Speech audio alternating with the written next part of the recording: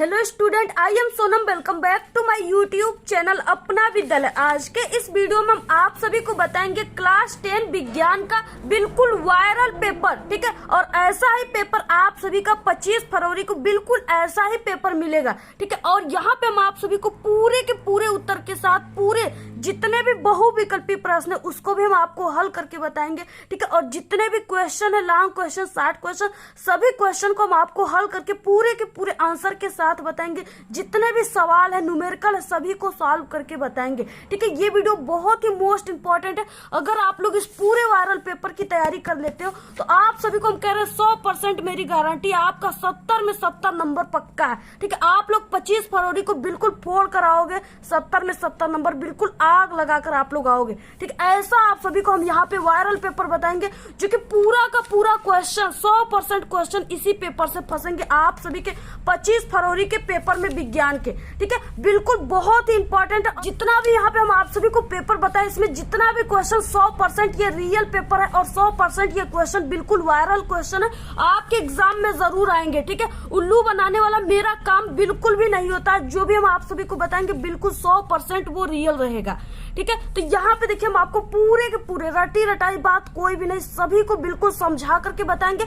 आपको कुछ नहीं करना है, सिर्फ सबसे पहले वीडियो को लाइक कर दीजिए और चैनल पे नहीं तो सब्सक्राइब। और आप सभी लोगों के लिए हम बहुत ही मेहनत इस वीडियो में करने वाले हैं, तो आप लोग प्लीज शेयर जरूर कर दीजिएगा, ठीक है। तो यहाँ पे देखिए सबसे पहले हम आप सभी को बता दें कि यहाँ पे आप सभी को अपना अनुक्रमांक लिखना है, ठीक है। और यहाँ पे अपना नाम लिखना है। इसके बाद यहाँ पे देखिए जो आप सभी का विज्ञान है क्लास 10 का, ठीक है, इसका जो यहाँ पे पेपर संकेत है इस तरह से 825 बीओ जो कि बिल्कुल वायरल है, ठीक है। इसके बाद देखिए यहाँ पे 931 है। और ये जो आपका क्लास 10 साइंस है ये पूर्णांक 70 का यानी 70 नंबर का है।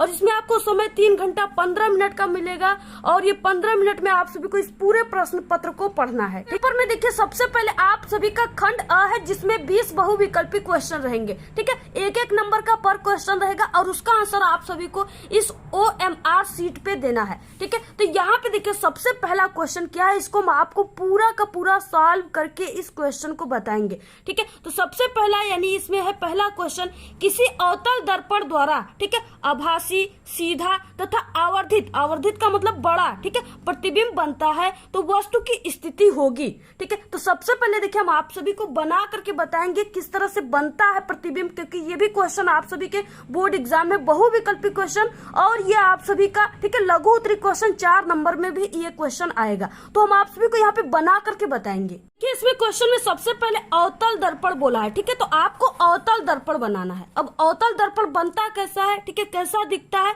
तो यहाँ पे देखिए इस तरह से ये क्या है, गोली दर्पण का कटा हुआ भाग है। गोली दर्पण का सिर्फ कटा हुआ भी भाग है। इसके बाद देखिए अभी ये कोई भी दर्पण नहीं है। जब इसको हम यहाँ पे कलई करेंगे, ठीक है, तब ये दर्पण बनेगा, तब इसमें क्या होगा, परावर्तन होगा। तो यहाँ पे देखिए इस तरह से, ठीक है, इसमें हम क्या कर रहे हैं, इस तरह से कलई कर रहे हैं, ठीक है। तो यहाँ पे इस तरह से आप सभी को ये कौन सा दर्पण है, सबसे पहले हम आप सभी को बता दें कि ये अवतल दर्पण है। कौन सा है, अवतल दर्पण। तो यहाँ पे देखिए इसमें क्या है कि यहाँ पे बोला है कि आभासी, सीधा तथा आवर्धित प्रतिबिंब बनता है। कब बनता है, अवतल दर्पण में। अवतल दर्पण में, ठीक है, कब बनता है, तो यहाँ पे ध्रुव और फोकस के बीच जब वस्तु रखी जाती है तब, ठीक है। तो यहाँ पे देखिए सबसे पहले हम लिख देते, फिर उसके बाद आपको यहाँ पे किरण आरेख करके दिखाएंगे, ठीक है। जब वस्तु को, ठीक है, यहाँ पे यानी मुख्य फोकस और, ठीक है, ध्रुव के बीच रखी जाती है तब। तो यहाँ पे देखिए, ठीक है, इस तरह से मुख्य फोकस और ध्रुव के बीच या ध्रुव और मुख्य फोकस के बीच, ठीक है, या ध्रुव और फोकस के बीच। तो यहाँ पे देखिए, यहाँ पे जैसे ध्रुव और फोकस के बीच। अब यहाँ पे देखिए हम इस अवतल दर्पण में, ठीक है, यहाँ पे अब रखेंगे वस्तु को। अब देखिए किस तरह से बन रहा है जो प्रतिबिंब है। तो यहाँ पे देखिए, ठीक है, इसको बीचों बीच यानी यहाँ पे क्या है कि एक इस तरह से मुख्य अक्ष है। ये क्या है, मुख्य अक्ष है, ठीक है। तो यहाँ पे ये मुख्य अक्ष जा रहा है। और इसके बाद देखिए वस्तु को कहाँ पे रखना है, मुख्य फोकस और ध्रुव के बीच में, ठीक है। तो यहाँ पे ये क्या है, ये पोल है, ठीक है, यानी ये क्या है, ध्रुव है, इसको अक्ष भी कहते हैं। और इसके बाद यहाँ पे हम मान लेते हैं कि ये क्या है, हमारा फोकस है, मुख्य फोकस है। ठीक है, ये क्या है, मुख्य फोकस है। आप लोग यहाँ पे लिख भी सकते हो मुख्य फोकस। ठीक है, अब यहाँ पे देखिए वस्तु हमको कहाँ पे रखनी है, वस्तु को हमको मुख्य फोकस और ध्रुव के बीच में रखनी है, यानी यहाँ पे मुख्य फोकस, ठीक है, या फोकस और ये पी जो है ये ध्रुव के बीच में हम कहीं पर भी यहाँ पे रख देंगे। ठीक है, जैसे यहाँ पे हमने क्या कर दिया, एक वस्तु को रख दिया, इसका नाम हमने दे दिया ए और बी। ए भी एक वस्तु को हमने इस तरह से रख दिया। ठीक है, तो यहाँ पे जब हम एक वस्तु को रखते हैं और यहाँ पे देखिए ये फोकस है। ठीक है, और इसके इधर जो है ये क्या है, ये वक्रता केंद्र है। ठीक है, ये क्या है, वक्रता केंद्र है। अब यहाँ पे देखिए सबसे पहले क्या है कि जब भी हम किरण डालते हैं, ठीक है, प्रकाश डालते हैं, तो वो वस्तु के ऊपरी सिरे से डालते हैं। तो यहाँ पे देखिए इस तरह से हमने जब एक प्रकाश इस पे डाला, ठीक है, इस तरह से, तो ये क्या हुआ कि इस तरह से पहले तो ये गया, ठीक है, ये क्या है कि मुख्य अक्ष के समांतर जा रही है। ठीक है, तो यहाँ पे देखिए जो मुख्य अक्ष के समांतर ये जा रही है किरण, ठीक है, आपतित किरण, ये क्या है कि दर्पण से टकराने के बाद, ठीक है, ये कहाँ से होकर जाती है, ये मुख्य फोकस से होकर चली जाएगी। ठीक है, जो मुख्य अक्ष के समांतर जा रही किरण वो क्या हो जाएगी, दर्पण से टकराने के बाद या परावर्तित होने के बाद ये मुख्य फोकस से होकर चली जाएगी। तो मुख्य फोकस यहाँ पे है, यानी इस बिंदु पर मुख्य फोकस है, यहाँ से ये किरणें होती हुई इस तरह से चली जाएगी। तो यहाँ पे आपको इस तरह से इसको ले जाना है। तो यहाँ पे देखिए ये क्या हो रही है, मुख्य फोकस से, ठीक है, चली जा रही है इस तरह से। इसके बाद देखिए यहाँ पे क्या है कि एक किरण हमको इस तरह से वक्रता केंद्र से डालना है, यानी यहाँ इस बिंदु से, ठीक है, ये वस्तु के ऊपरी सिरे से यहाँ से इस दर्पण पे डालना है। ठीक है, तो यहाँ पे देखिए जैसे इसको इस तरह से आपको ले जाना है और यहाँ से इसको इस तरह से लाना है। अब देखिए आप सभी को पता ही होगा कि जो वक्रता केंद्र से डाली गई किरणें क्या होती है कि वो दर्पण से टकराने के बाद फिर से वो अपने ही मार्ग में वापस चली आती है।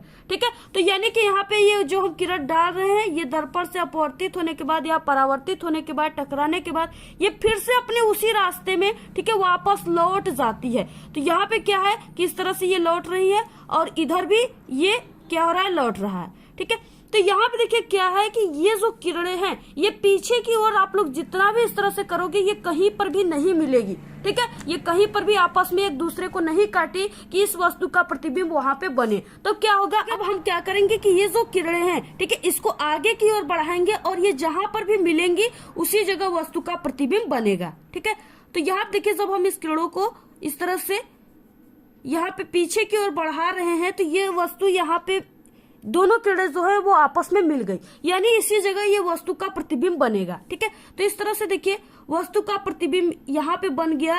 और लेकिन जो प्रतिबिंब है ये क्या है, दर्पण के पीछे बन रहा है। तो दर्पण के पीछे जो बनता है प्रतिबिंब वो क्या होता है, आभासी होता है। ठीक है, आभासी का मतलब वो दिखाई नहीं देती है, सिर्फ उसको आभास किया जाता है कि हाँ कहीं पर भी प्रतिबिंब पीछे दर्पण के बना हुआ है। तो इस तरह से बनता है। और यहाँ पे ये क्या है कि यहाँ पे जैसे ए बी है, ठीक है, तो यहाँ पे ए डैश और बी डैश बन गया इस तरह से।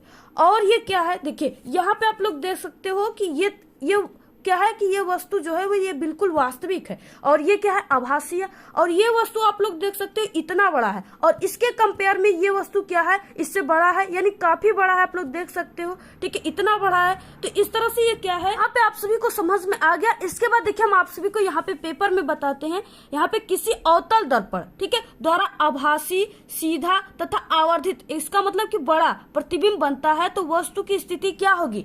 यहाँ पे हमने बताया कि वस्तु कहाँ पे हमने रखा था, ये फोकस, ठीक है, और ध्रुव के बीच में रखा था, या ध्रुव और फोकस के बीच में जब रखेंगे हम वस्तु तो ये क्या बनेगा, अवतल दर्पण में। ठीक है, ये वस्तु जो इसका प्रतिबिंब बनेगा ये दर्पण के पीछे बनेगा और दर्पण के पीछे जो प्रतिबिंब बनता है वो आभासी बनता है और इससे ये काफी ज्यादा बड़ा बनेगा। ठीक है, तो इस तरह से इसमें कौन सा ऑप्शन सही हो जाएगा, ऑप्शन ए, यानी ध्रुव और फोकस के बीच में जब वस्तु रखते हैं तब ऐसी स्थिति में, ठीक है, इस तरह से प्रतिबिंब बनता है। तो यहाँ पे क्या हो गया, पहले का ए। इसके बाद देखिए नेक्स्ट क्वेश्चन है, जितना भी क्वेश्चन बता रहे बहुत ही वेरी मोस्ट इंपॉर्टेंट है। ठीक है, पूरा का पूरा आएगा आप सभी के पेपर में। ठीक है, क्योंकि ये हर साल आने वाले क्वेश्चन है। इसके बाद दूसरा है, निकट दृष्टि दोष को ठीक करने के लिए आवश्यक अवतल लेंस की फोकस दूरी होगी। ठीक है, तो आप सभी को पता होगा कि जो निकट दृष्टि दोष है, ठीक है, उसको ठीक करने के लिए जो अवतल लेंस की फोकस दूरी होगी वो कितनी होगी, 25 सेमी होगी। 25 सेमी होगा। ठीक है, ऑप्शन यहाँ पे सी राइट है, यानी 25 सेमी होगा तभी निकट दृष्टि दोष जो है उस व्यक्ति की ठीक हो जाएगा। ठीक है, तो इस तरह से यहाँ पे ऑप्शन सी राइट। यहाँ पे देखिए नेक्स्ट क्वेश्चन है विद्युत आवेश का मात्रक है, बहुत ही इंपॉर्टेंट क्वेश्चन है। ठीक है, तो आप लोग जानते हो कि Q बराबर क्या होता है, I इंटू टी। ठीक है, तो यहाँ पे I इंटू टी को क्या कहते हैं, कूलाम कहते हैं। तो यहाँ पे विद्युत आवेश का जो मात्रक होता है वो क्या होता है, कूलाम। ठीक है, ऑप्शन बी राइट है। इसके बाद नेक्स्ट है चौथा क्वेश्चन, विद्युत जनित्र का स्रोत है, यानी जो विद्युत जनित्र है, ठीक है, आप लोग समझ सकते हो कि जो जनरेटर होता है, ठीक है, वो क्या करता है, वो यांत्रिक ऊर्जा को क्या करता है, विद्युत ऊर्जा में बदलता है। यांत्रिक का मतलब कि वो घूमता है, चलता है, तो वो क्या चलता है, यानी जनरेटर ही तो चलता है इस तरह से। ठीक है, घूमता है तो यानी वो आंतरिक ऊर्जा कर रहा है, आंतरिक ऊर्जा को क्या कर रहा है, विद्युत ऊर्जा में बदलता है। तो यहाँ पे ये ऑप्शन कौन सा राइट हो जाएगा, ऑप्शन सी राइट। नेक्स्ट 5वां, ठीक है, और ये क्या है कि ये न्यूमेरिकल टाइप का क्वेश्चन है, इसको बिल्कुल सॉल्व करके बहुत ही सरल शब्दों में हम आप सभी को बताएंगे। ठीक है, तो यहाँ पे देखिए, और ऐसा क्वेश्चन आपके पेपर में जरूर आएगा, 100% आएगा। ठीक है, आपके घर की टीवी में एक एलईडी इंडिकेटर लगा है। ठीक है, इंडिकेटर का मतलब सूचना देने वाला। ठीक है, तो यहाँ पे एलईडी और इंडिकेटर लगा है जो 0.75 वोल्ट एवं यहाँ पे 100, ठीक है, मिली एम्पियर पर कार्य करता है। कितना, 100 मिली एम्पियर पे कार्य करता है, यानी यहाँ पे धारा का मान दिया हुआ है। ठीक है, क्योंकि यहाँ पे एम्पियर किसका मात्रक होता है, धारा का, करंट का, तो इसलिए ये एम्पियर का मान दिया हुआ कार्य करता है। तो इसकी शक्ति क्या होगी, शक्ति का मतलब यहाँ पे डब्लू पूछ रखा है। ठीक है, इसकी शक्ति क्या होगी, तो यहाँ पे देखिए, अब आपको यहाँ पे हम सॉल्व करके बताएंगे, जो भी आंसर आएगा वही राइट हो जाएगा। तो यहाँ पे देखिए, सबसे पहले आप सभी को क्या करना है, जो भी मान दिया है उसको आपको लिखना है। ठीक है, अगर आप लोग ऐसे लिखते हो तो आपको फार्मूला भी अगर नहीं याद रहेगा तो याद हो जाएगा। ठीक है, तो यहाँ पे देखिए सबसे पहले मान दिया हुआ है 0.75, जो कि वोल्ट का मान है, यानी वोल्ट को भी से शो करते हैं, और इसका मान दिया हुआ 0.75।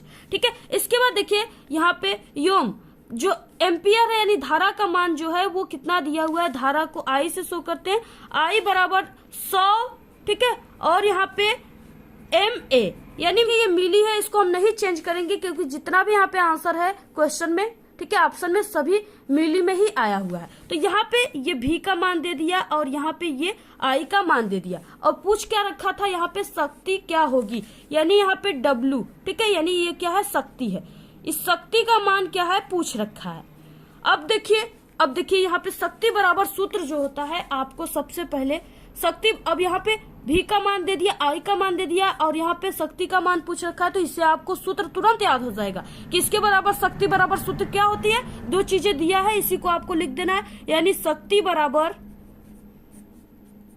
वोल्ट, ठीक है, इंटू धारा के गुणनफल को ही क्या कहते हैं, शक्ति कहते हैं। तो यहाँ पे शक्ति बराबर आपको फार्मूला पता हो गया। अब जो भी मान है उसको आप लोग रख दीजिए, तो यहाँ पे हो जाएगा शक्ति बराबर, अब यहाँ पे वोल्ट का मान कितना है, 0.75, इसको रख दीजिए 0.75 को, इंटू यहाँ पे धारा कितना है, 100। ठीक है, तो यहाँ पे आपको 100 रख देना है।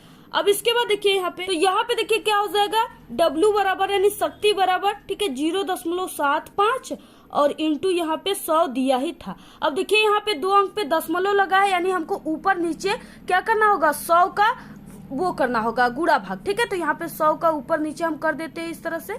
अब देखिए यहाँ पे ये दशमलव जो है ये इसके 2 जीरो से हट जाएगा। ठीक है, तो यहाँ पे और ये कट जाएगा, तो यहाँ पे क्या हो जाएगा, शक्ति बराबर, ठीक है, शक्ति बराबर क्या हो जाएगा, ये 75 हो जाएगा, और इसका जब 1 में गुणा करेंगे तो ये भी 75 ही आएगा, यानी कि यहाँ पे शक्ति बराबर 75, और यहाँ पे M यानी मिली में आएगा आंसर, तो मिली, और जो शक्ति का मात्रक होता है वो वाट होता है, वाट को W से शो करते हैं। तो यहाँ पे यानी इतना हमारा मान जो है, आंसर जो है ये निकल कर आ गया।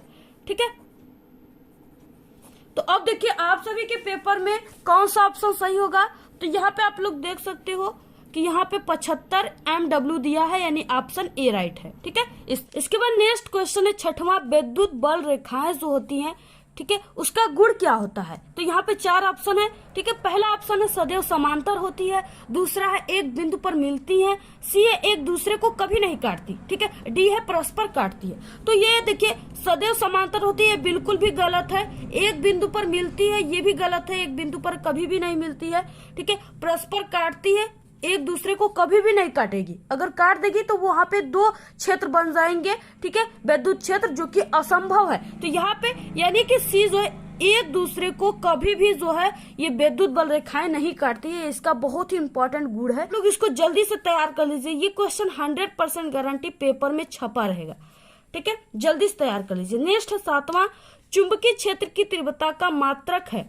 चुंबकीय क्षेत्र का जो तीव्रता होता है, नेक्स्ट क्वेश्चन है चुंबकीय क्षेत्र की तीव्रता का मात्रक है। ठीक है, तो देखिए चुंबकीय क्षेत्र की तीव्रता का कई मात्रक है, यानी एक होता है वेबर, ठीक है, बटे मीटर स्क्वायर, यानी वेबर और बटे मीटर का स्क्वायर, ठीक है, और दूसरा एक होता है यानी कि न्यूटन, ठीक है, बटे एम्पियर का स्क्वायर। ठीक है, क्या होता है? न्यूटन बटे एम्पियर का स्क्वायर होता है। ठीक है, यानी ये 2 होते हैं, और इसके अलावा यानी इन दोनों को मिलाकर के इसको टेस्ला भी कहा जाता है। तो यहाँ पे चुंबकीय क्षेत्र के तीव्रता का मात्रक जो है वो टेस्ला होता है। इसके खंड आ गया उपखंड ख। उपखंड ख में क्या रहेगा कि आपका जो साइंस का पार्ट केमिस्ट्री है उससे रिलेटेड बहुविकल्पी क्वेश्चन रहेंगे। ठीक है, तो यहाँ पे 8वां क्वेश्चन है क्यूप्रिक सल्फेट के विलयन में जब लोहे का टुकड़ा डाला जाता है तो आयरन कॉपर हटाकर फेरस सल्फेट बनाता है, यह अभिक्रिया है। ठीक है, यह अभिक्रिया कौन सा है? अब देखिए हटाकर यानी प्रतिस्थापन, यानी उसका स्थान स्वयं ले लेना ही प्रतिस्थापन कहलाता है। तो ये क्या है? क्यूप्रिक सल्फेट के विलयन में जब लोहे का टुकड़ा डाला जाता है तो वो आयरन, ठीक है, आयरन जो है वो कॉपर को हटा करके फेरस सल्फेट यानी FeSO4 बना लेता है। ठीक है, तो वो क्या कर रहा है? उसका स्थान ले रहा है, यानी वो प्रतिस्थापन अभिक्रिया है।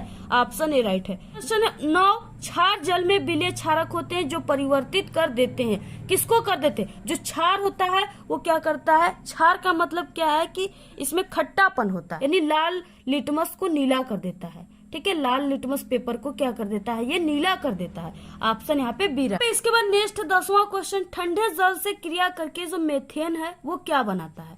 ठीक है, तो ठंडे जल से जब मेथेन क्रिया करता है तो वो एल्यूमिनियम कार्बाइड बनाता है। ऑप्शन डी राइट है। ठीक है, इसके बाद नेक्स्ट क्वेश्चन है धावन सोडा की प्रकृति होती है। तो धावन सोडा, इसका मतलब धावन सोडा का मतलब क्या होता है? ये डिटर्जेंट पाउडर है। ठीक है, तो धावन सोडा की जो प्रकृति होती है वो क्षारीय होती है। कैसी होती है? क्षारीय होती है। ठीक है, इसके बाद नेक्स्ट है 12 क्वेश्चन, निम्नलिखित में से कौन सी धातु साधारण ताप पर, ठीक है, जल से अपक्रिया करती है? कौन सी धातु करती है साधारण ताप पे? तो वो सोडियम करती है। ऑप्शन डी राइट है।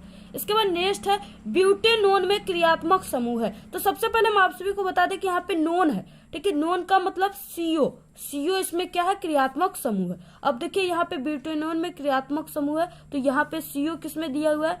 इसमें क्या है? CO है। ठीक है, सिर्फ CO। तो यहाँ पे आप सभी को ऑप्शन सी मार देना है। ये क्या है? ब्यूटेनोन का, यहाँ पे ये नोन का सूत्र है, और यहाँ पे ब्यूटेनोन पूछ रखा है, इसमें कौन सा क्रियात्मक समूह है? यानी क्रियात्मक समूह का मतलब कि ये पीछे कौन सा, पीछे लगने वाला। ठीक है, तो यहाँ पे पीछे कौन सा लगा है? ब्यूटेनोन के CO। तो यहाँ पे ये क्रियात्मक समूह है। नेक्स्ट क्वेश्चन देखिए 16, जितना भी क्वेश्चन बता रहे सभी इंपॉर्टेंट है। आप लोग, ठीक है, कई ऐसे चैनल देखे होंगे जो आपको बिल्कुल उल्लू बना रहे हैं। ठीक है, एक भी क्वेश्चन उनका नहीं आ रहा है, कह रहे हैं वायरल पेपर है, और उसमें से एक भी क्वेश्चन नहीं मिल रहा है क्योंकि वो वायरल पेपर है ही नहीं है। ठीक है, इसलिए देखिए हम जो आपको पेपर बता रहे हैं ये बिल्कुल वायरल पेपर है। इससे, ठीक है, सभी क्वेश्चन मिलेंगे, और ये पेपर किन किन जिलों में आएगा बिल्कुल सेम यही आएगा। आगे हम आप सभी को, ठीक है, वीडियो के बीच में कहीं पर भी बता देंगे, इसलिए आप लोग इसकी बिल्कुल भी मत कीजिएगा। तो यहाँ पे देखिए 16 क्वेश्चन है, सौर कुकर के, ठीक है, पृष्ठ भाग को कौन से रंग से पोता जाता है? यानी कि उसको लिपा जाता है, पोता जाता है, ताकि वो अधिक से अधिक उष्मा को अवशोषित कर सके। ठीक है, तो यहाँ पे देखिए, और जो उष्मा को अवशोषित करने वाला कलर है सबसे ज्यादा, वो काला रंग जो है वो उष्मा को अत्यधिक अवशोषित करता है। तो जो सौर कुकर के पृष्ठ होते हैं उसको काले रंग से रंगा जाता है। नेक्स्ट है जठर रस स्रावित करने वाली जठर ग्रंथियां उपस्थित रहती है। तो जठर रस कहाँ से स्रावित होता है सबको पता होगा, अमाशय से। हमने कई बार इसको बताया है। ठीक है, कहाँ से? अमाशय से। ऑप्शन ए राइट है। नेक्स्ट है 18 क्वेश्चन, ATP तथा NADP ठीक है 2H का निर्माण करते हैं।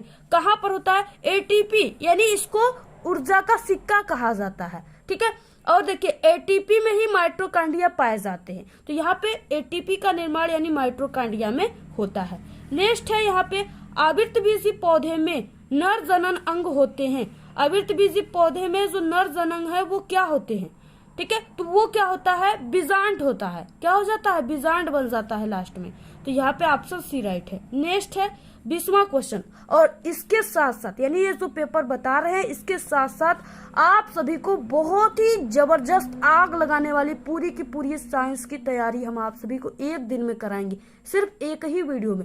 आप लोग चैनल को सब्सक्राइब करके रखिए। आप लोगों ने पूरी साल पढ़ाई की, आप लोगों को कुछ भी समझ में नहीं आया, लेकिन अगर आप लोग हमारे चैनल से सिर्फ एक दिन साइंस की तैयारी कर लोगे तो आपका 70 में 70 नंबर बिल्कुल पक्का है। इतनी गारंटी है हमारे चैनल की, क्योंकि हमारे चैनल से पढ़कर हर साल जो स्टूडेंट होते हैं वो ठीक है न कि सिर्फ जिला टॉप बल्कि प्रदेश टॉप भी कर जाते हैं। तो इसलिए देखिए जो भी हम आपको बताएंगे उसकी 100% गारंटी रहेगी। तो यहाँ पे ठीक है नेक्स्ट है, एक आहार श्रृंखला में तीसरे पोषी स्तर पे हमेशा कौन सा होता है? तीसरे पोषी आहार श्रृंखला का मतलब ये जो हो गया, ठीक है यहाँ पे पहला, दूसरा, तीसरा, यानी इस तीसरे में क्या होता है? वो मांसाहारी प्राणी है।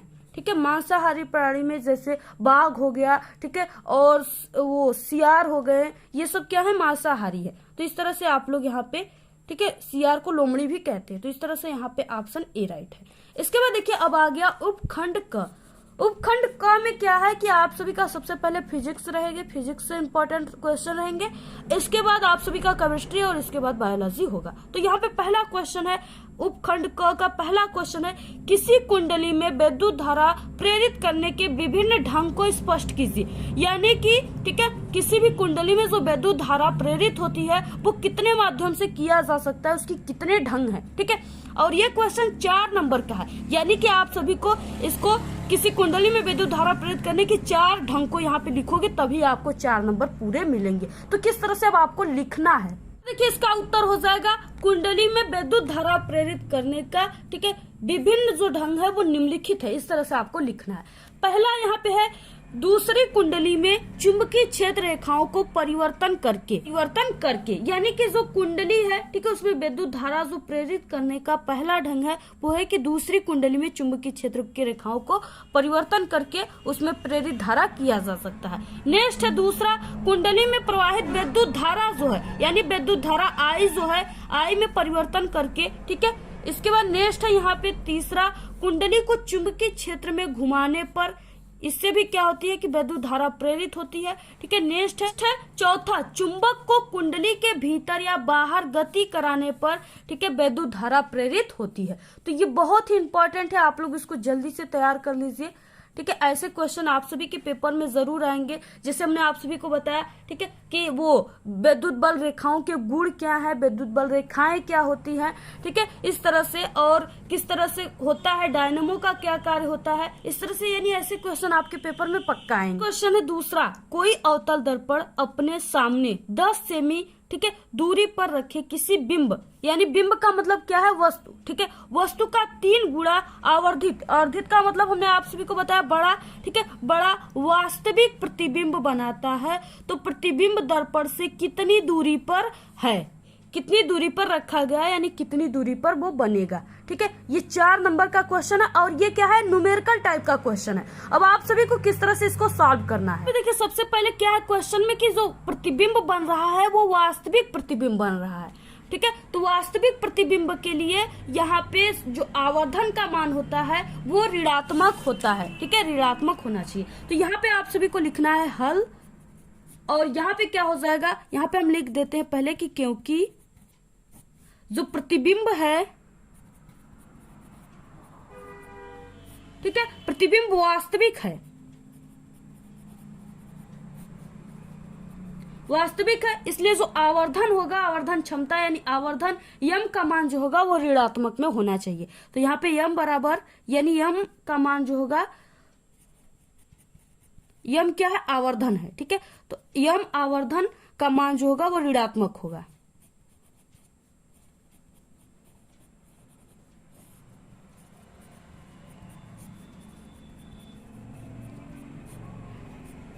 अब देखिए यहाँ पे जो भी मान दिया है सबसे पहले उसको लिखना है यहाँ पे, यानी कि अवतल दर्पण है, अवतल दर्पण में 10 सेमी दूरी पर रखे। यानी यहाँ पे क्या है कि वस्तु की दूरी दिया हुआ है, वस्तु की दूरी को यहाँ से U से शो करते हैं और यहाँ पे ये मान दिया हुआ है। ठीक है, वस्तु का दूरी कितना है, यहाँ पे वस्तु का दूरी जो है वो 10 सेमी है। और इसके बाद देखिए यानी बिंब, बिंब क्या है, बिंब वस्तु को कहते हैं, तो यहाँ पे वस्तु की दूरी 10 सेमी है। ठीक है, और इसके बाद यहाँ पे यम का मान जो है, यम क्या है, आवर्धन है। ठीक है, इसका भी मान दिया हुआ है। अब यहाँ पे देखिए कहाँ पे है, 3 गुना आवर्धित, यानी यहाँ पे 3 गुना आवर्धित बड़ा, तो यहाँ पे यम का मान जो है दे दिया है। और ये यहाँ पे क्या है कि वास्तविक है, तो यहाँ पे हमको माइनस में रखना है। जो प्रतिबिंब बना है वो वास्तविक है और 3 गुना बड़ा है, तो यहाँ पे -3 आपको रखना है। ठीक है, और यहाँ पे प्रतिबिंब दर्पण की कितनी दूरी पर बनेगा, यानी कि प्रतिबिंब की दूरी भी बराबर क्वेश्चन मार्क, इसका मान नहीं दिया हुआ है। अब देखिए इसको किस तरह से सॉल्व करना है। ठीक है, तो यहाँ पे आप सभी को पता होगा कि यम बराबर जो आवर्धन का मान होता है वो यम बराबर, अब यहाँ पे क्या है कि वास्तविक है तो यहाँ पे माइनस लेंगे। ठीक है, -v/u होता है। अब देखिए ये मान दिया हुआ है, ये दिया हुआ है ये। ठीक है, इससे आपका आवर्धन का सूत्र क्या हो जाएगा, आवर्धन यम बराबर जो है, ठीक है, यम बराबर क्या होता है, -v और बटे के u। ठीक है, यहाँ पे हम माइनस ले रहे हैं, क्यों, क्योंकि यहाँ पे वास्तविक प्रतिबिंब है। ठीक है, तो यहाँ पे -v बटे के u। अब देखिए इस सूत्र पे आपको ये मान को रख देना है, आंसर आ जाएगा। ठीक है, तो यहाँ पे देखिए इस मान को जैसे ही हम रखेंगे यहाँ पे करकरा कर बिल्कुल आंसर आ जाएगा। ठीक है, तो यहाँ पे देखिए क्या है कि यहाँ पे, ठीक है, यम बराबर -v का मान तो नहीं दिया, लेकिन यम का मान दिया हुआ है यहाँ पे -3, तो यहाँ पे -3, ठीक है, इक्वल यहाँ पे -v का मान नहीं दिया हुआ है और u का मान दिया हुआ है। यहाँ पे अवतल दर्पण है तो इसलिए यहाँ पे माइनस में हम लेंगे, तो यहाँ पे -10, तो यहाँ पे आपको -10 को रख देना है। ठीक है, और यहाँ पे माइनस है तो ये प्लस में हो जाएंगे, तो यहाँ पे क्या हो जाएगा -3। ठीक है, और यहाँ पे इक्वल 3 इंटू, अब यहाँ पे 10, ठीक है, इक्वल यहाँ पे भी, तो यहाँ पे क्या हो जाएगा, अब यहाँ पे भी बराबर ये इसका 3 का 1 में होगा, तो यहाँ पे -30 सेमी। ठीक है, तो यानी कि यहाँ क्या आ गया, ये इसका आंसर आ गया। ठीक है, तो यहाँ पे क्या हो जाएगा, अर्थात जो प्रतिबिंब दर्पण के सामने की ओर, ठीक है, प्रतिबिंब जो है प्रतिबिंब दर्पण की सामने की ओर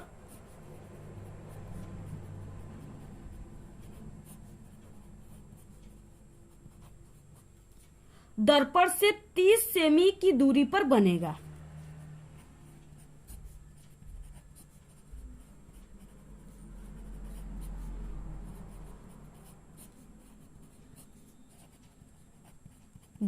ठीक है, इस तरह से आपको क्या करना है, पूरा इसी तरह से आप सभी को पूरा का पूरा न्यूमेरिकल सॉल्व करना है। अगर आप लोग इस तरह से सॉल्व कर लेते हो तो आपको पूरे के पूरे नंबर मिलेंगे।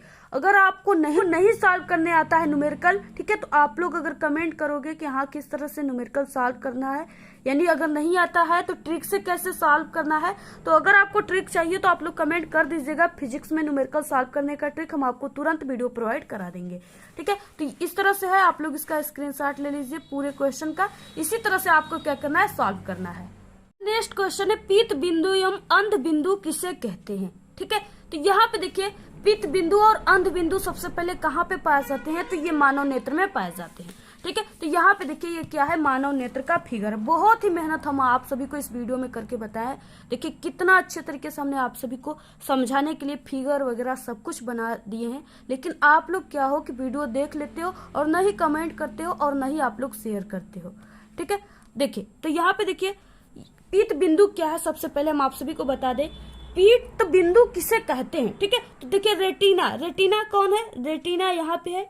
ठीक है, रेटिना के बीचों बीच एक पीला भाग होता है, यानी रेटिना के बीचों बीच यहाँ पे क्या है, एक पीला भाग है, इसी को पीत बिंदु कहते हैं। ठीक है, अब जहां पर बना हुआ प्रतिबिंब जो होता है वो सबसे अधिक स्पष्ट रूप से दिखाई देता है। जो पीत बिंदु है उस पे बना हुआ जो प्रतिबिंब होता है वस्तु का, वो सबसे स्पष्ट यानी बिल्कुल क्लियर दिखाई देता है। ठीक है, इसे पीत बिंदु कहते हैं। इस भाग की सुग्राहिता जो होती है वो सबसे अधिक होती है, तभी इस पे बना हुआ प्रतिबिंब स्पष्ट दिखाई देता है।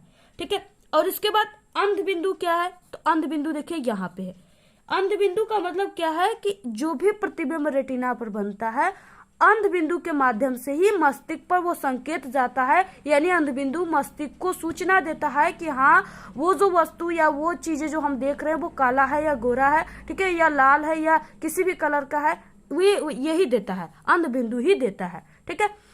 तो ये जो है अंध बिंदु का काम क्या होता है कि ये वस्तु का सूचना देता है, किसको, मस्तिष्क को, ठीक है। यानी यहाँ पे क्या हो जाएगा कि जिस बिंदु से दृष्टि नाड़ियां मस्तिष्क को जाती हैं उस बिंदु को ही अंध बिंदु कहते हैं। इस बिंदु पर जो प्रकाश है उसकी सुग्राह्यता शून्य होती है, ठीक है, जिससे इस बिंदु पर बनने वाला प्रतिबिंब दिखाई नहीं देता है और ये सिर्फ ये सूचना देती है, ठीक है, ये सिर्फ मस्तिष्क को सूचना देती है कि हाँ प्रतिबिंब बन रहा है। देखिए, ठीक है, पीत बिंदु और अंध बिंदु इसी को कहते हैं। आप लोग इस तरह से इसको क्या कर लीजिए, ठीक है, स्क्रीनशॉट लेकर याद कर लीजिए। रेटिना के बीचों बीच एक पीला भाग होता है जहां पर बना हुआ प्रतिबिंब सबसे स्पष्ट रूप से दिखाई देता है, इसे पीत बिंदु कहते हैं। इस भाग की जो सुग्राह्यता है वो सबसे अधिक होती है, ठीक है। अंध बिंदु क्या है, जिस बिंदु से स्पष्ट नाड़ियां मस्तिष्क को जाती है उस बिंदु को अंध बिंदु कहते हैं। इस बिंदु पर प्रकाश की सुग्राह्यता जो होती है वो शून्य होती है, जिससे इस बिंदु पर बनने वाला प्रतिबिंब दिखाई नहीं देता है।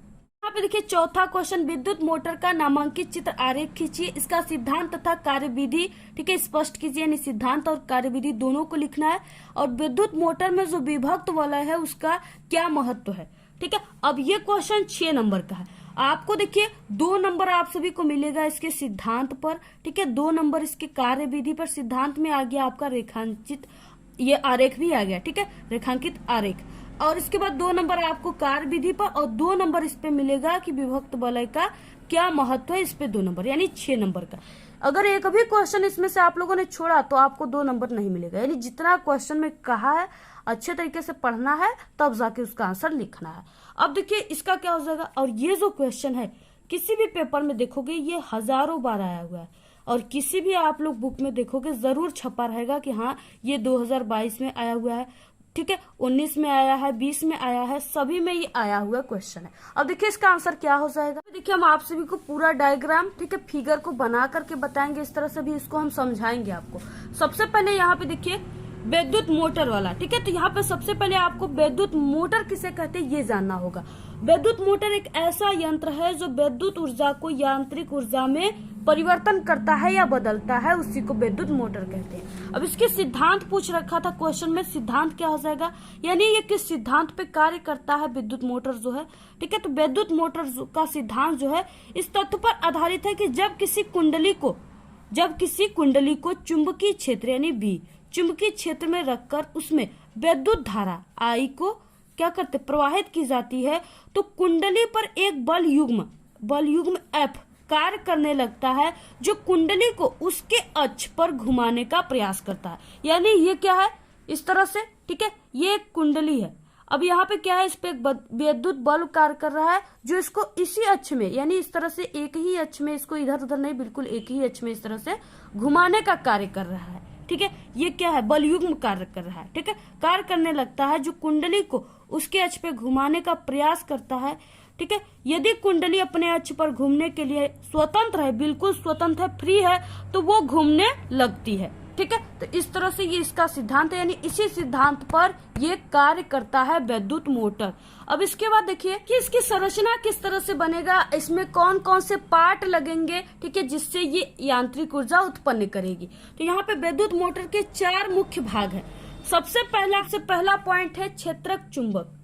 यह एक शक्तिशाली स्थायी चुंबक होता है, यानी एक ही जगह रखा हुआ स्थायी चुंबक होता है, जिसके ध्रुव खंड होते हैं इसमें यन, ठीक है, नॉर्थ और साउथ होते हैं, उत्तरी और दक्षिणी होते हैं, ठीक है। तो इस तरह से नॉर्थ और साउथ होते हैं। अब देखिए क्षेत्र चुंबक इस तरह से पहले हम आपको बता दें, यहाँ पे ये जो है नॉर्थ और साउथ, ठीक है, ये क्या है, ये चुंबक है जो कि काफी शक्तिशाली है, ठीक है। और इसी चुंबक, ये देखिए घोड़े के नाल की तरह है, ठीक है। तो यहाँ पे हम 2 चुंबकों को रख देते हैं, तो यहाँ पे जो खाली स्थान है, यानी इन दोनों चुंबकों के बीच में क्या हो जाता है, चुंबकीय क्षेत्र उत्पन्न हो जाता है, क्योंकि चुंबक है इसलिए यहाँ पे चुंबकीय क्षेत्र ही उत्पन्न होगा। तो इस तरह से अब देखिए यहाँ पे, इसके बाद दूसरा है आर्मेचर, ठीक है। यह तांबे के तार के अनेक फेरों वाली एक आयताकार कुंडली ABCD होती है जो कच्चे लोहे की क्रोड पर तांबे के तार की पृथक्कृत होती है, ठीक है, यानी कि तांबे की तार के फेरे लपेट कर बनाई जाती है। यह चुंबक के ध्रुवों N और S के बीच घूमती है। अब देखिए N और S के बीच पे ABCD, ठीक है, ये क्या है, यही कुंडली है, ये क्या है, आर्मेचर है, ये क्या है, आर्मेचर है, इसी को आर्मेचर कर रहे हैं।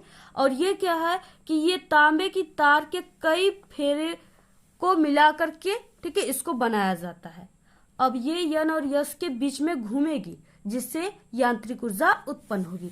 तो यहाँ पे, ठीक है, इसके बाद विभक्त वलय। अब देखिए इसी का महत्व पूछ रखा है। ये दो अर्धवृत्ताकार वलयों अथवा दो खंडों में विभक्त एक वलय के रूप में होते हैं, जिससे आर्मेचर की कुंडली के सिरे इन दो अलग अलग वलयों यानी L और M से जुड़े होते हैं। ये वलय आर्मेचर के ध्रुव दंड से जुड़े होते हैं। अब देखिए यहाँ पे विभक्त वलय कहाँ पे है, विभक्त वलय इसको कह रहा है, ठीक है। अब यहाँ पे ये देखिए क्या है, ये कटा हुआ है, यानी कि अर्धवृत्ताकार, ये पूरा वृत्ताकार नहीं है, ये आधा इधर है आधा इधर है, ठीक है, ये दो ठो है। अब इसका क्या है, L इसका नाम है और इसका M है, ठीक है, इसका L है और इसका M है, ये क्या है, विभक्त वलय है। और ये क्या है कि यहाँ पे आर्मेचर की कुंडली के सिरों से, यानी ये आर्मेचर की कुंडली है, ठीक है, इसमें से ये जो निकल कर आ रहा है, इससे ये दोनों जो है ये वलय जुड़ी हुई है, ठीक है, जुड़ी हुई है, L और M जुड़ी हुई है। ये वाला आर्मेचर के ध्रुव दंड से जुड़े होते हैं। अब यहाँ पे इसके आर्मेचर के ध्रुव दंड से ये दोनों वलय जो है वो जुड़े हुए हैं। ये क्या करेंगे, जब यहाँ पे आर्मेचर घूमेगी तो ये वलय भी घूमने लगेंगे। देखिए ब्रूस, ठीक है, यानी इस विद्युत मोटर में दो ब्रूस भी लगे हुए हैं। जैसे यहाँ पे क्या है, यहाँ पे B1 और B2, ठीक है, यहाँ पे दो ब्रूस लगे हुए हैं। यहाँ पे इसके कार्य क्या है, तो यहाँ पे देखिए विभक्त वलय यानी L और M कार्बन धातु की बनी दो पत्तियों, ठीक है, B1 व B2 को स्पर्श करते हैं।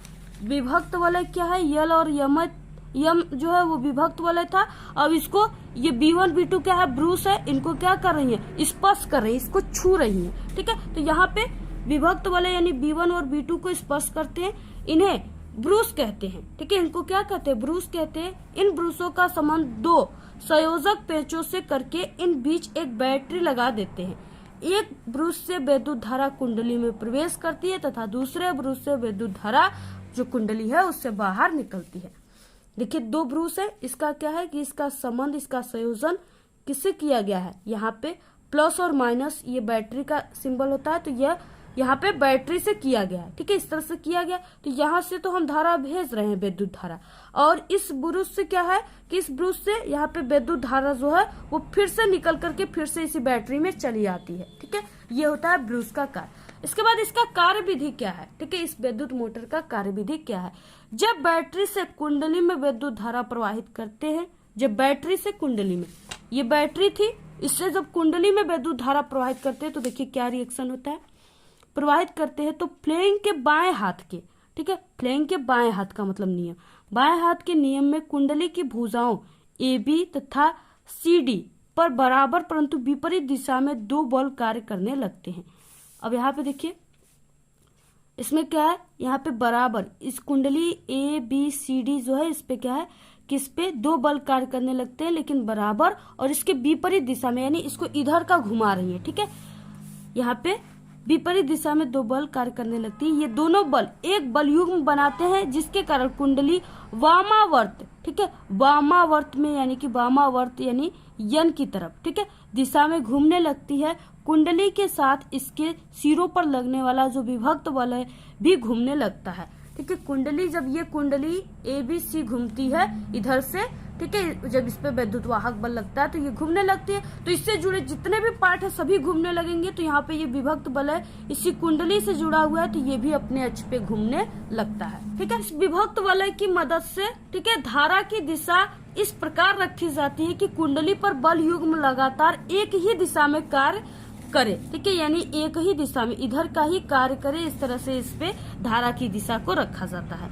अर्थात कुंडली एक ही दिशा में घूमती है, सिर्फ कुंडली एक ही दिशा में यानी इसी वामावर्त में ही घूमती रहती है, ठीक है। इसके बाद इसका उपयोग यानी विद्युत मोटर का उपयोग कहाँ किया जाता है, तो विद्युत मोटर का उपयोग बिजली के पंखों, ठीक है, जल पंप और यहाँ पे गेहूं पीसने की चक्की, जो कि हम लोग रोटी खाते हैं, ठीक है। तो यहाँ पे गेहूं पीसने की चक्की एवं अनेक विद्युत उपकरणों में इस विद्युत मोटर का यूज किया जाता है। तो ये पूरा था, इतना लिखोगे तभी आपको 6 नंबर मिलेंगे, अगर नहीं लिखोगे तो आपको 6 नंबर नहीं मिलेंगे, ठीक है। इतना लिखने पर ही मिलेंगे, अदरवाइज नहीं मिलेंगे। अगर आप सभी के एग्जाम में आएगा तो आपको इसी तरह से फिगर भी बना देना है, डायग्राम जरूर खींच देना है। अगर डायग्राम, क्योंकि उसमें कहा गया है रेखांकित, ठीक है, खींचने के लिए, अगर नहीं खींचोगे तो आपको नहीं मिलेगा। तो यहाँ पे आपको नामांकित आरेख खींचना है। तो इस तरह से नामांकित यानी कि आरेख खींचकर उसको जो भी आप लोग लिए हो उपकरण उसका नाम लिखना है। जैसे यहाँ पे ये यन और यस क्या है, दो वो क्षेत्र चुंबक है, तो इस तरह से आपको लिखना है, ठीक है। आर्मेचर ये कुंडली है, और यहाँ पे बैटरी वगैरह है, और यहाँ पे विभक्त वाले, यानी इस तरह से आपको लिखना है। तो इसी तरह से बनाना है, आपको पेंसिल से ही बनाना है। नेक्स्ट अथवा क्वेश्चन, यानी आप लोग इसको कीजिए, या अगर आप लोग को काफी अच्छे तरीके से सवाल आता है तो आप लोग इस सवाल को भी हल कर सकते हो, अथवा दिया हुआ है, ठीक है। तो इसको हम आपको हल करके नेक्स्ट दिन बता देंगे। इसके बाद नेक्स्ट है यहाँ पे से आप लोग इसको भी सॉल्व कर सकते हो। तो यहाँ पे देखिए नेक्स्ट आ गया आप उपखंड ख। यहाँ पे 5वां है क्वेश्चन, निम्न अभिक्रियाओं के लिए संतुलित रासायनिक समीकरण लिखिए। ये 4 नंबर का है, ठीक है। इस तरह से दिया हुआ है। यहाँ पे पहला है calcium hydroxide plus carbon dioxide, ठीक है, और इसका कैल्शियम कार्बोनेट और प्लस जल बन रहा है। तो इसको आपको क्या करना है, यानी कैल्शियम हाइड्रोक्साइड का आपको सूत्र लिखना है, ठीक है। CaOH का होल ट्वाइस, यहाँ पे कार्बन डाइऑक्साइड CO2, ठीक है। अब क्या बना रहा है, तो यहाँ पे कैल्शियम कार्बोनेट CaCO3, ठीक है, H2O जल। अब उसको किस तरह से आपको करना है संतुलित, इस तरह हम आपको इसको बताए हैं एक वीडियो में। आप लोग हमारे इसी वीडियो के लास्ट में आपको, ठीक है, ये आप लोग हमारे चैनल के प्लेलिस्ट में क्लास 10 साइंस इंपॉर्टेंट क्वेश्चन के प्लेलिस्ट को ओपन कीजिए, वहां से आप लोग देख लीजिएगा, ठीक है। यहाँ पे देखिए वीडियो काफी ज्यादा लंबी हो रही है, इसलिए हम आपको वहां पे बता देंगे। आप लोग कमेंट करोगे तो इसको नेक्स्ट दिन बता देंगे। तो इस तरीके से सूत्र बता दिए हम आप सभी को किस तरह से संतुलित करना है। इस पे हम ट्रिक बनाए, आप लोग जाकर देख सकते हो। नेक्स्ट है दूसरा, जिंक प्लस सिल्वर नाइट्रेट, और ये रिएक्शन करके जिंक नाइट्रेट प्लस सिल्वर बनाएगा। ग है एल्यूमिनियम प्लस कॉपर क्लोराइड, ठीक है, ये एल्यूमिनियम क्लोराइड और प्लस कॉपर बनाएगा। घ है वेरियम क्लोराइड प्लस पोटेशियम सल्फेट, ये वेरियम सल्फेट और पोटेशियम क्लोराइड बनाएगा। 6वां क्वेश्चन, संक्षारण को उदाहरण देकर समझाइए। ये 4 नंबर का क्वेश्चन है, ठीक है। संक्षारण का मतलब जैसे क्या होता है कि लोहे में जब जंग लग जाती है तो उस वहां पे आयरन क्या हो जाता है, उसका संक्षारण हो जाता है, वो कमजोर हो जाता है, फूट जाता है, चूने लगता है उसमें, अगर कोई पानी वानी रखोगे तो बाल्टी में, ठीक है। तो इस तरह से यानी जंग लग जाता है, उसका संक्षारण हो जाता है। वही चीजें आप सभी को लिखना है। नेक्स्ट है यहाँ पे 7वां, विरंजक चूड़ बनाने की हेसन क्लेवर विधि का आपको सचित्र वर्णन करना है, ठीक है। इसके 2 आपको मुख्य रासायनिक गुण भी लिखना है। ये 6 नंबर का क्वेश्चन है। तो देखिए हेसन क्लेवर विधि बहुत ही इंपॉर्टेंट है। इस तरह से वो फिगर है, आप लोग, ठीक है, जाकर के यहाँ पे देख सकते हो। एक तरफ से Cl2 डाला जाता है और एक तरफ से चूने की पानी डाला जाता है, और इस तरह से कई चेम्बर रहते हैं जिसमें से छन करके लास्ट में, ठीक है, CaOCl2 यानी कि विरंजक चूड़ का ये सूत्र है, ब्लीचिंग पाउडर जिसे कहते हैं, वो बन जाता है। तो आप लोग इसको हम बताएं, जाकर देख लीजिएगा आप लोग। सभी क्वेश्चन आप सभी को हमारे चैनल पे मिल जाएंगे, ठीक है। जितने भी क्वेश्चन बताएंगे उसकी 100% गारंटी रहेगी। अदर यूट्यूब चैनल से अगर पढ़कर जाओगे एक भी नहीं फंसेगा, ये मेरी गारंटी है, ठीक है। जितने हम बताएंगे 100% फंसेंगे। और देखिए यहाँ पे नेक्स्ट है इसमें, ठीक है, इसका यानी इसको कीजिए अथवा है। विद्युत रासायनिक श्रेणी किस आधार पे बनाई गई है, इस श्रेणी की किन्हीं 2 उपयोगिता का उल्लेख करना है। ये भी 6 नंबर का है। उपखंड ग, जीवाश्म ईंधन क्या है, हानियां इसकी, ठीक है, इससे क्या हानियां है। पूरा बायोलॉजी के क्वेश्चन बताए हैं, और चैनल को सब्सक्राइब करके रखना। सभी वायरल जितने भी क्वेश्चन है सभी मात्र 1-2 दिन में ही हम आप सभी को दे देंगे, ठीक है। एक ही दिन सब वीडियो आ जाएंगे, आप लोग सभी को देख लीजिएगा, तैयार कर लीजिएगा। और नेक्स्ट है 9 क्वेश्चन, ओजोन क्या है, ठीक है। ओजोन का मतलब O3 क्या है, तथा यह किसी परितंत्र को किस प्रकार प्रभावित करती है। देखिए ओजोन जो है, ये ओजोन परत है, ये सूरज से आने वाली अल्ट्रावायलेट जो रे है, ठीक है, अल्ट्रावायलेट यानी पराबैंगनी जो किरणें है उसको पृथ्वी पर आने से रोकती है, ठीक है। क्योंकि जो अल्ट्रावायलेट रे है बहुत ही हार्मफुल है, बहुत ही हानिकारक है मानव के लिए, जीव के लिए। इसलिए ओजोन परत को, ठीक है, हम सभी को मिलकर बचाना चाहिए इसको, और इसका क्षरण होने से रोकना चाहिए। इसके बाद नेक्स्ट है 10वां, मूत्र बनाने की मात्रा का नियमन किस प्रकार होता है, यानी किस प्रकार से मूत्र बनता है। ये 4 नंबर का क्वेश्चन है। 11 क्वेश्चन है मानव पाचन तंत्र का आपको नामांकित चित्र बनाना है, पाचन क्रिया का आपको वर्णन भी करना है। ठीक है, इस तरह से यानी जो मानव का पाचन तंत्र है आप सभी को वही बनाना है। इस तरह से जो भी है यानी जैसे हम लोग पहले खाते हैं, ठीक है, खाने के बाद ये किस तरह से जाता है अंदर और कहाँ पे होता है, ठीक है, और पहले दांतों से उसको यानी जो भी खाने की प्रक्रिया है आप सभी को खाने की प्रक्रिया से लेकर के पूरा आप सभी को उत्सर्जन तक आप सभी को बनाना है। ठीक है, कहाँ पे क्या होती है, अमाशय का कार्य क्या होता है, छोटी आंत बड़ी आंत का काम क्या होता है, और ये जो यहाँ पे ये दिया हुआ मुख से लेकर के गुदा तक जो आहार नाल है, ठीक है, उसकी लंबाई 9 मीटर होती है। ये सब आप सभी को लिखना है, यही सब। इसके बाद इसमें अथवा है, आप लोग इसको कीजिए या इसको, अथवा है इसको कीजिए या इसको। संतति में नर एवं मादा जनकों द्वारा, ठीक है, अनुवंशिक योगदान में बराबर की भागीदारी किस प्रकार सुनिश्चित की जाती है, ये 6 नंबर का है। तो आप सभी को इसी तरह से सभी क्वेश्चन को करना है, बहुत ही इंपॉर्टेंट जितने भी क्वेश्चन है बताएं। और देखिए इस तरह से आप लोग इस पूरे पेपर की तैयारी कर लीजिए। और हम आप सभी को बता दें कि ये जो हम आपको पेपर बताएं, ठीक है, ये बिल्कुल यानी कि सेम पेपर आप सभी के बोर्ड एग्जाम में नहीं आएंगे, सिर्फ इसी टाइप के आएंगे, यानी जितना भी क्वेश्चन बताया उस टाइप के क्वेश्चन आएंगे। अगर आप लोग इसकी पूरी तैयारी करोगे तो कम से कम इसमें से 50% क्वेश्चन गारंटी की जरूर फंसेगा। ठीक है, तो आप लोग इसको यानी कि बिल्कुल सेम आप लोग सिर्फ इसी पेपर की तैयारी कर ही बोर्ड एग्जाम मत देने जाइएगा। आप लोग इस पेपर के साथ साथ जितने भी हमारे चैनल के प्लेलिस्ट में हम साइंस के इंपॉर्टेंट क्वेश्चन बताए, सभी इंपॉर्टेंट क्वेश्चन जितने भी वायरल क्वेश्चन है सभी की तैयारी करना है। और जो क्वेश्चन की वीडियो हम आप सभी को भी प्रोवाइड कराएंगे उसकी तैयारी करना है। ठीक है, सभी की तैयारी करोगे तभी। और आपको विज्ञान के ये पेपर है, इसके बाद एक और हम पेपर आप सभी को सेंड करेंगे। अगर पूरी पेपर की तैयारी कर लेते हो तो आपका 70 में 70 नंबर पक्का है। ठीक है, यानी पूरी पेपर की तैयारी और इसके साथ साथ जितने भी वायरल क्वेश्चन हम आप सभी को देंगे और प्लेलिस्ट में उसकी तैयारी करोगे तब आपका 70 में 70 नंबर आएगा। ठीक है, तो आप लोग ज्यादा से ज्यादा अपने सभी दोस्तों में शेयर कर दीजिए। ठीक है, और आप सभी को ये कैसा लगा, समझ में आया कि नहीं, पेपर कमेंट करके आप लोग जरूर बताइए। और आपको जिस टॉपिक पे वीडियो चाहिए आप लोग जरूर बताइए। और चित्रकला के वायरल पेपर के चित्र बनाकर हमने सभी क्वेश्चन बता चुके हैं वीडियो में। आप लोग अगर नहीं देखे हो तो चैनल पे विजिट करके अभी कल ही अपलोड किए, जाकर के तुरंत आप लोग देख लीजिए। तो आपको ये वीडियो कैसा लगा, अगर वीडियो पसंद आए तो एक बड़ा सा लाइक कर दे, चैनल पे नए तो सब्सक्राइब जरूर करें। आप लोग इस वीडियो को ज्यादा से ज्यादा अपने सभी दोस्तों में शेयर कीजिए। हमारे चैनल पे बोर्ड एग्जाम से रिलेटेड कई इंपॉर्टेंट ट्रिक और टिप्स की वीडियो अपलोड है। आप लोग अगर विजिट नहीं किए तो एक बार आप लोग हमारे चैनल पे विजिट जरूर करें। तो आज के इस वीडियो में सिर्फ इतना ही। आप लोग कमेंट करना बिल्कुल ना भूले। Thanks, all the very best, bye bye.